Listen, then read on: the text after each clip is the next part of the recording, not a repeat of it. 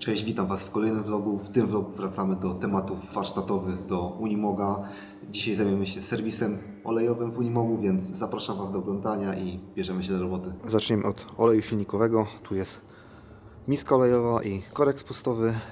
Następnie tutaj jest jedna obudowa filtra i tu zaraz, nie wiem czy będziecie widzieć to, jest też od razu druga, bo tutaj są dwa filtry do oleju w silniku.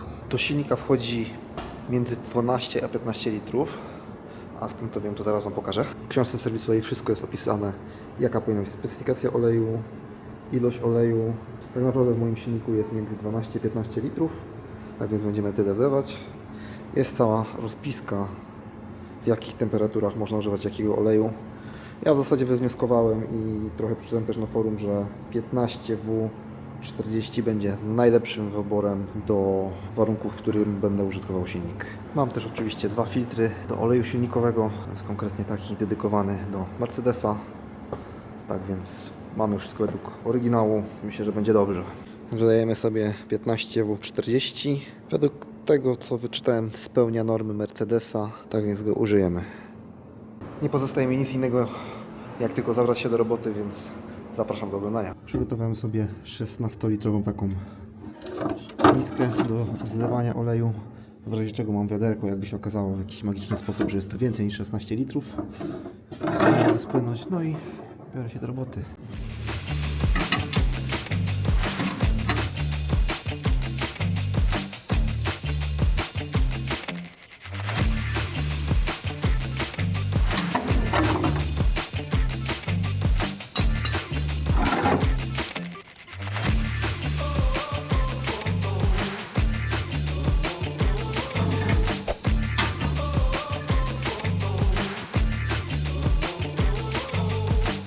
Jak widzieliście, zostaliśmy pokonani przez korek miski olejowej.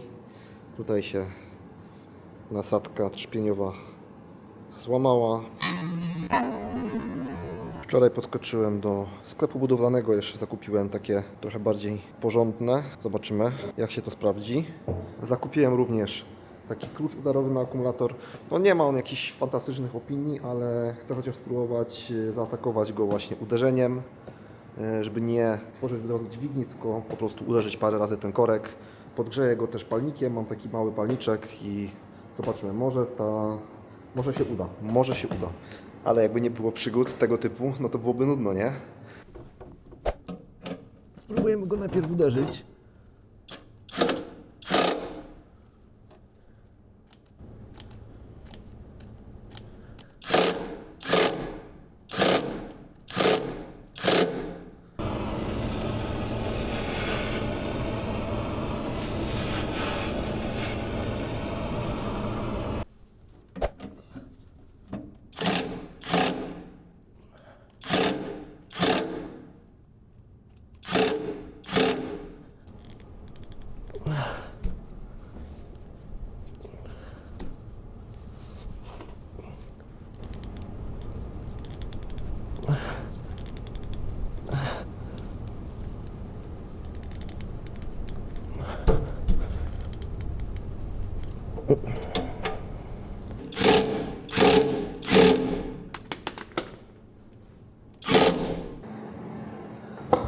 Powiem Wam, nawet nie wiem, od czego mam zacząć. Widzieliście, jakie ciężary są z tym odkręceniem tego korka. Jeden klucz złamany, który widzieliście. Ta nasadka jest pęknięta. Kupiłem klucz udarowy z Yato, który też nie dał rady. On na pewno nie ma tej mocy, którą tam jest napisana na opakowaniu. Na pewno jest dużo mniej. Zresztą opinię, ja kupując ten klucz wiedziałem o tym. Opalałem ten korek na zewnątrz, też ani drgnie, dosłownie ani drgnie. Alternatywą do tego, żeby odkręcić ten korek, jest to, żeby po prostu ściągnąć miskę. Najpierw oddesać olej i później ściągnąć miskę, ale stwierdziłem, że podejmę jeszcze jedną ostatnią próbę i wytoczyłem naprawdę grube działa. Zacznijmy od tego, że zakupiłem, czy będzie, jest widać, słaba ostrość. Zakupiłem taką nasadkę Kingtony na 3/4 cala, ale to nie wszystko, co zakupiłem, więc Wam pokazuję. I jak zobaczyłem to w sklepie, mówię, muszę to kupić. Patrzcie na to, jakie to jest działo. Jakie to jest działo. Ten klucz waży, no myślę, z koło 8 kg. Może nawet dychę. Ciężko stwierdzić. Musiałbym go zważyć, ale no jest to potężne działo. Jest to pneumatyczny klucz udarowy, który ma według opakowania 1600 N. No i podejmę próbę zmasakrowania tej śruby. Ja jestem pod wrażeniem w ogóle, że ona nie strzeliła jeszcze przy takich naprężeniach, że ona się w ogóle nie objechała. Ten korek jest po prostu pancerny, nie? To jest to, jak robili kiedyś materiały i jak teraz. Ja mam porównanie, jak ten korek wygląda, bo zamówiłem korek nowy, który jest nawet 1/10 siły by nie wytrzymał ten korek, który zamówiłem, ten nowy. Dobra, to już nie przedłużam tego wytłumaczenia, co tu się tutaj dzieje i montuję wszystko to, co mam. No i spróbujemy go uderzyć. No. Jestem prawie pewien, że i tak będę musiał sięgnąć tą miskę, że ten korek się po prostu najprawdopodobniej objedzie. No i zobaczymy.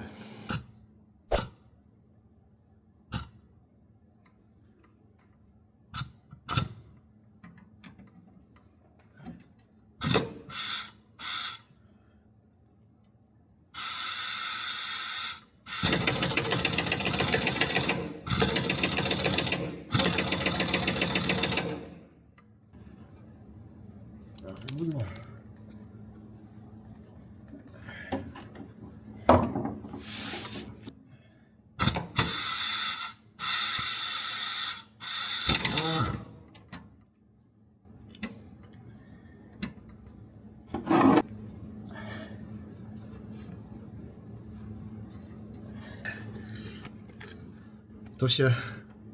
Nie wiem, że jestem prześwietlony na maksa, ale to się nazywa radość. To jest pełna radość. Nic się nie okręciło chyba. I się odkręciło. Ale no... Porządny klucz robi robotę.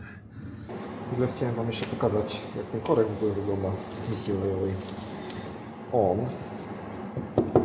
On jest w zasadzie... Nie wiem, czy to będzie widać dobrze. Ale on jest w zasadzie... Nic nie zardzewiały, podkładka miedziana. No wszystko jest tutaj eleganckie. I zagadką jest, dlaczego on się nie chciał odkręcić. Bo naprawdę tam poszły ogromne siły, żeby to odkręcić. Mam dwie teorie. Albo ktoś udarowym kluczem to zakręcał. Nie mam pojęcia czemu, ale być może. Dwa. Tam w zasadzie na tej śrubie, której teraz tego nie widać, bo już to zdrapałem raczej z tego co widzę, był taki znacznik na żółto z fabrycznego montowania. I nie wiem, czy ktoś po prostu jak dokręcał śrubę, to nie stwierdził, że żeby to się pokrywało ten znacznik, no to dokręcę z taką siłą, żeby to się pokrywało. A trzecia opcja jest taka, że w książce jest napisane, że w dwóch różnych miejscach w książce serwisu jest napisane, że moment dokręcania tej śruby jest 80 plus 10 stopni lub, jak dobrze pamiętam, 50 lub 60 plus 10 stopni. I nie wiem, czy ktoś po prostu nie dokręcił tego, nie wiem, 80 plus 10 i zrobił wtedy z tego 90, ale wciąż 90 Nm to nie jest taka siła, żeby to był jakiś problem odkręcić. No, nie wiem, jestem zadziwiony, ale ten korek jest w dobrym stanie. Ja wkręcam go z powrotem, bo pokażę Wam zresztą. To jest nowy korek z Elringa. Wszystko się zgadza. Korek jest taki sam, ale jakość wykonania tego korka, ten kontra ten, sama grubość tego elementu, tej tak jakby podkładki śruby, no jest po prostu, no to jest totalnie, to są tak duże różnice, że to w ogóle nie ma o czym rozmawiać, nie? Ten korek jest pancerny, on dostał takie siły i się odkręcił, więc ja go zachowuję. Co oryginał niemiecki z 81 to oryginał. To nie wytrzymałoby takich sił na pewno, on by strzelił, to jestem 100% tego pewien. Więc założymy nową podkładkę i myślę, że będzie git. Niestety ominął Was element odkręcania śruby spustowej z obudowy filtra oleju, ale ona na szczęście poszła gładko, więc nie było co pokazywać. To sobie spływa. No zobaczymy, jak zejdzie ta główna śruba, jak to się odkręci. Wszystko się dzieje tutaj.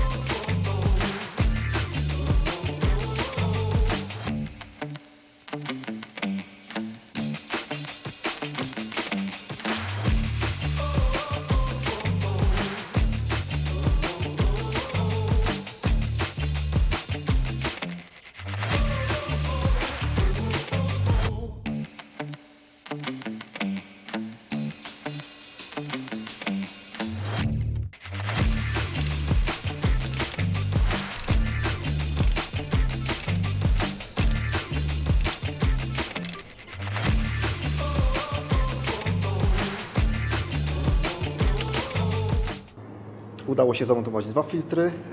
Teraz muszę je dokręcić z odpowiednim momentem, więc muszę zajrzeć sobie do książki serwisowej.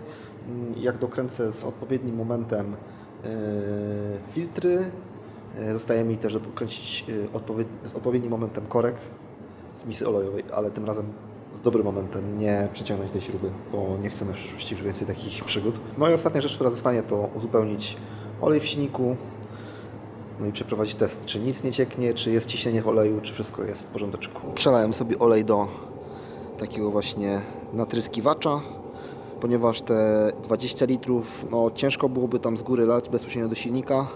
Stwierdziłem, że ułatwię sobie trochę sprawę i zobaczymy jak to zadziała.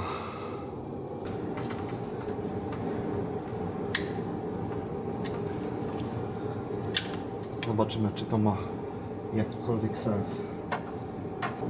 Chciałbym, żeby powiedzieć, żeby to ma jakikolwiek sens, ale żeby tak to robić, zobaczcie. Gęsty olej, niska temperatura.